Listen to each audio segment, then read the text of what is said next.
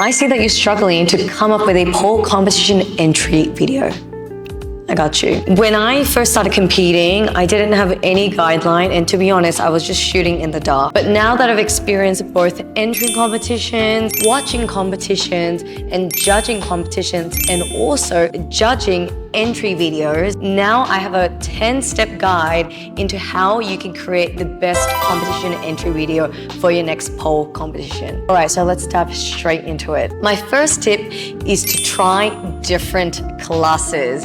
It is super crucial that you are constantly learning new moves, trying different styles within your reach. If a physical class isn't possible, then you can always try online. There are so many beautiful pole dancing classes that are offered online as well. So make sure you always learn new styles and different styles as well. You really never know until you try different styles what you like and what you vibe. Now, my second tip, which is leading to the next one, is to start freestyling a lot. Now, I know how intimidating freestyling is. Most of the time when you start freestyling, you feel like you're constantly doing the same moves over and over again. You feel like you don't know what the next move is. You're constantly overthinking what you look like through the mirror. You might think like, oh, I look a little bit stupid when I do this. I don't look great. Freestyling is not about perfecting the moves. One tip I have for you when freestyling is have one prompt each time, so you have one focus. Now, this is also your perfect time to start working on your cardio. So it depends on what sort of comp you are entering. It could be purely a tricks comp, purely a dance comp, a mix of both. Make sure that in your freestyle, you are incorporating whatever you are about to submit for your comp entry. So say for example, if I am in a competition where it requires 2 poles, I'm gonna start using 2 poles, and I'm gonna start working on both my tricks and dance because that's what the comp requires. It is super crucial to start working on your cardio as early as possible, especially if you don't work on your cardio. You wanna set a few rules within your freestyle. First one being no stopping whatsoever. If you feel like you're stuck with a move, it doesn't matter if you're repeating a move, you just keep moving whatsoever. You never know what your body can do when you keep moving to the music. Second thing is to not judge yourself, and this is probably the hardest one. I know that it's really easy to judge ourselves, especially when we're freestyling or if you feel like you're failing at something. But remember, freestyling isn't about perfecting the moves, it's about exploring new moves, it's working on your cardio, and also just having a good time to dance as well. And the third one is to come up with one prompt. So going back to the prompt, thinking about, let's say for example, you want to work on transitions for this one freestyle. All you're going to focus on is coming up with a transition, one pivot point to another, moving to a separate pole if you need to, and then just keep working on your transitions. And this way you can stop yourself from judging if you're not doing the other moves really well, or if you feel like your difficulty of the moves weren't as high, etc., etc. So just have one prompt. If you want to work on your trick execution, that could be one prompt. One could be movement quality. One could be really pointing your ankles and your toes. One could be just being really messy, but really focusing on the musicality. So have one prompt each freestyle. One hot tip for freestyling is don't look at yourself in the mirror if you tend to judge yourself a lot.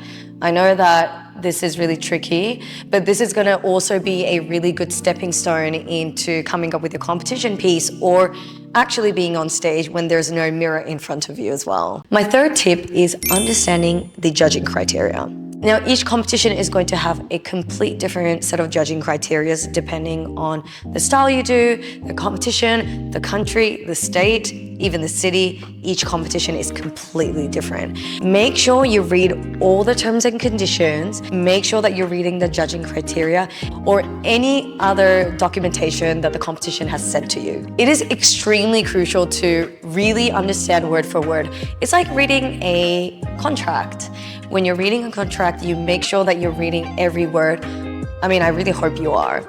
this is very important, especially a job offer or a rental agreement. You'll always want to make sure that you're reading everything to the T. Now, in the pole world, we do not have lawyers as where we would in a setting such as rental agreements or employment contracts. So if you do not understand, or if you read the judging criteria, all the terms and conditions, and if you don't understand, make sure you find a pole coach that can help you read the criteria so that they can break it down for you. And remember that if money is an issue for you, you don't have to book them for a whole hour. Maybe you can tell them you want to book them for 15-20 minutes, half an hour.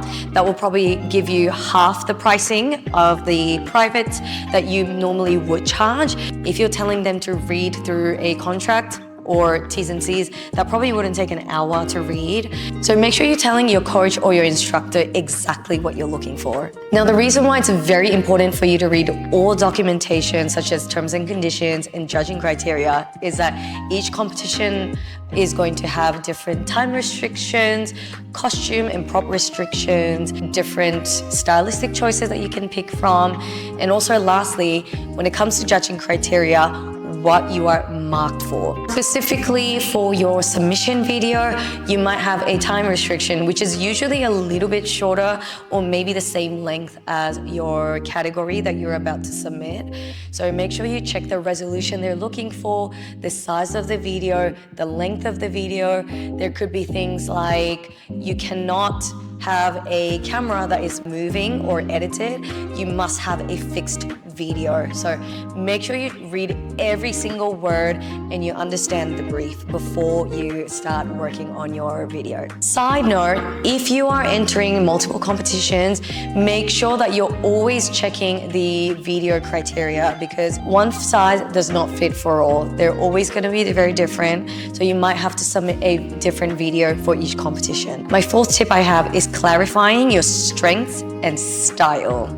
It is extremely crucial to know what your strength is and what your style is before you submit an entry video. This goes back to the reason why it is very important to freestyle, is because you can start really honing in on your strengths. Is it your strength? Is it your aerial tricks? Is it bass work, dance, musicality, emotion, show? These are the things that will also dictate what sort of competitions you would like to enter. My hot tip here is that competitions are always looking for who you are. Lean into your uniqueness, lean into your strengths. Number 5 is picking the right song. This is underrated, but very, very important.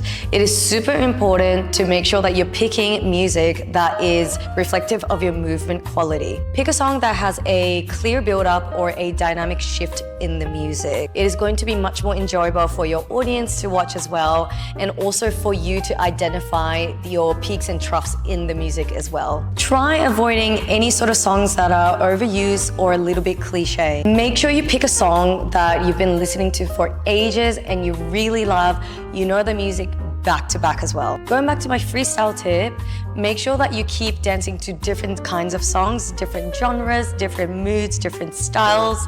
And if there's one song that makes you want to move so much and you love that song, that's the right one for you. My next tip is planning your video.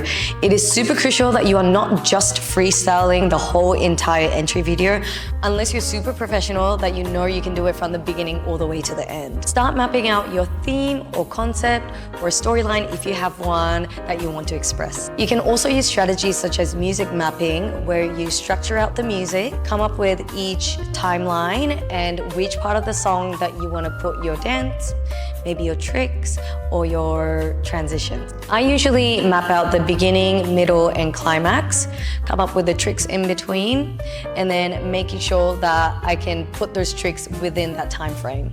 This is also the step where you can start storyboarding, mood boarding your costume and your outfit, your theme, concept, bulleted list of your tricks, your dance, transitions, and so forth. My hot tip for this section is to choose 3 to 5 key elements that you must put in this choreography. And make sure you start filming some mock runs while you plan your moves. Now, once you've pieced together all your elements, your dance, transitions, musicality, everything, now it becomes one piece. Now, if you struggle with coming up with your choreography or a piece, always make sure you ask a coach that can assist you to come up with a routine. Now, let's start setting the scene.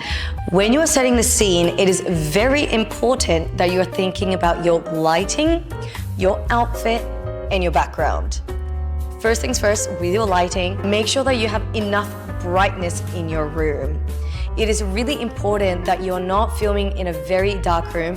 I see a lot of mistakes, especially with dark room. It is always harder to go lighter than to go darker. So I always recommend having a little bit more light than you might need, then always putting it in post-edit to edit your video, so to making it look a little bit darker. We want to see your facial expressions. We want to see your lines. We want to be able to see everything. So make sure that you're not masking all that with all the dark lighting. Your outfit should be supporting your mood, your style, and making sure that it highlights your accents that you want to. And please make sure you're putting effort in your outfit. This is also part of a competition.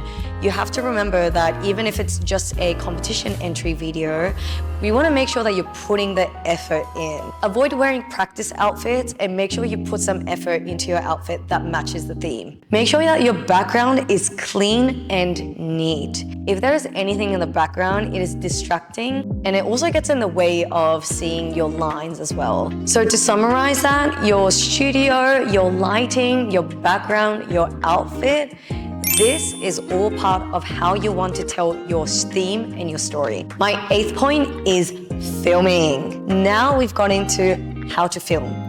Now, this is really going to be dependent on the competition, how they want the format. Some competitions will allow you to move the camera. Some competitions will tell you to keep the camera still.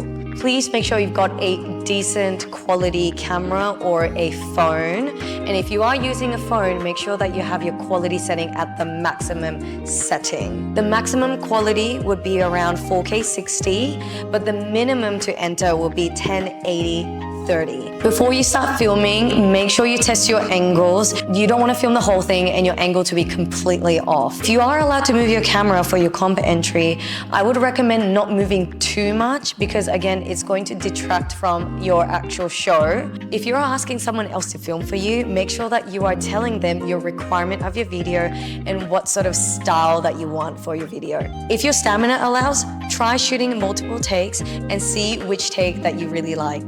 If you get distracted easily, try booking a private room at your local studio. If your only option is to book an open practice, then make sure that you go during off-peak hours. Now that we finished videoing, we are at our editing phase. Make sure you keep your editing clean and professional.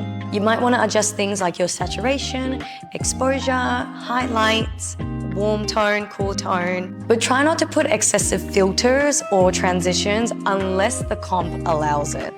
You might want to add a little title in the beginning saying comp entry video, your name, category, etc. Again, if the comp allows. At the end of the day, your editing should be very minimal.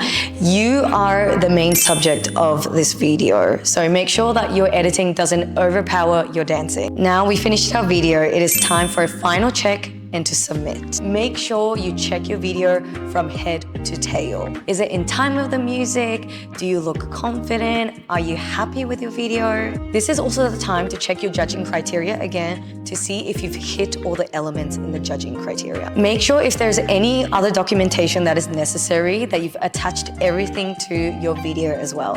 When you are submitting a video, I highly recommend you to finish the video a week before the actual submission entry so that you still have a little bit of time in between if you do want to refilm again as well. If your video file is really big, you might have to compress it, so you can use tools such as Handbrake or iMovie to compress the video and make your video a smaller file size. All the tools and software that I use for comp entry will be linked in the description below.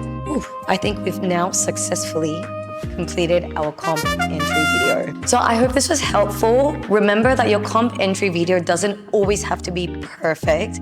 It is just about showcasing yourself as a unique dancer or a performer, and just let your confidence shine and your passion shine through your video. If you have any other questions or concerns around comp entry videos, please drop it down in the comments below. I would love to hear your opinion, and I would love to hear your questions as well. I am always willing to help you as well. Good luck with your comp, and I can't wait to see you in your next competition.